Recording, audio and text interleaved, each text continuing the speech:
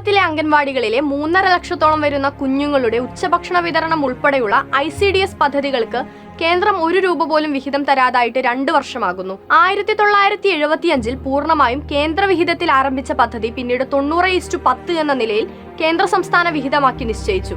UPA സർക്കാർ വന്നപ്പോൾ ആദ്യം 75:25 പിന്നീട് 60:40 കുറച്ചു. BJP അധികാരത്തിലെത്തിയതോടെ പൂർണ്ണമായും വിഹിതം നിർത്തലാക്കുകയും ചെയ്തു.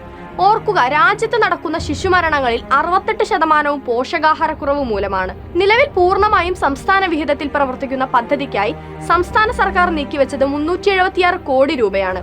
2600-ലധികം വരുന്ന ICDS ജീവനക്കാർക്കുള്ള ശമ്പളത്തിന് മാത്രം 32 കോടിയാണ് കേരളം നീക്കിവെച്ചത്. സ്ത്രീകളുടെയും കുട്ടികളുടെയും സംരക്ഷണത്തിനും ക്ഷേമത്തിനും വികസനത്തിനുമായി രൂപീകരിച്ച വിജയകരമായൊരു പദ്ധതി കേന്ദ്രം കടുംവെട്ട് വെട്ടിയപ്പോഴും തകർത്തുകളയാതെ ചേർത്തുപിടിച്ച അഭിമാനമായൊരു കേരള സ്റ്റോറി.